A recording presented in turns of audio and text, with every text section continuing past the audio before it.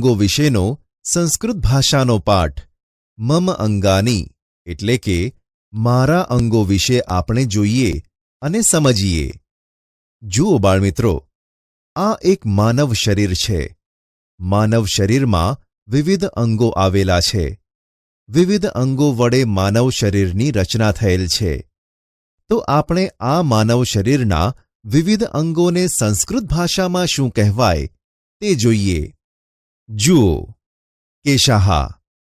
એતત કેશાહ અસ્તિ. આ વાળ છે. લલાટમઃ. એતત લલાટમઃ અસ્તિ. આ કપાળ છે. નેત્રમ. એતત નેત્રમ અસ્તિ. આ આંખ છે. કર્ણઃ. એષઃ કર્ણઃ અસ્તિ. આ કાન છે. નાસિકા. એષા નાસિકા અસ્તિ. આ નાક છે.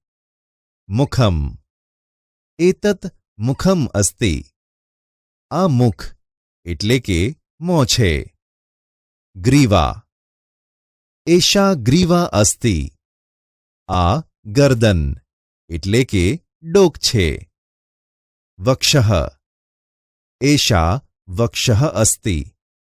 આ છાતી છે. હસ્તઃ.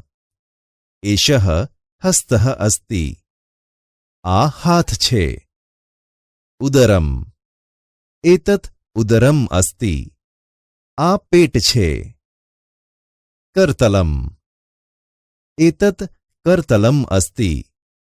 આ હથેળી છે. પાદઃ. એષઃ પાદઃ અસ્તિ. આ પગ છે. ચરણઃ. એષઃ ચરણઃ અસ્તિ. આ પગનો પંજો છે. ઓષ્ઠઃ.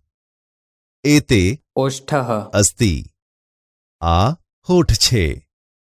દંતાઃ. એતે દંતાઃ અસ્તિ. આ દાંત છે. જિહ્વા. એષા જિહ્વા અસ્તિ. આ જીભ છે. બાળમિત્રો, તમને સમજ પડીને સંસ્કૃત ભાષામાં શરીરના અંગો વિશે જાણવાની? હા ટીચર.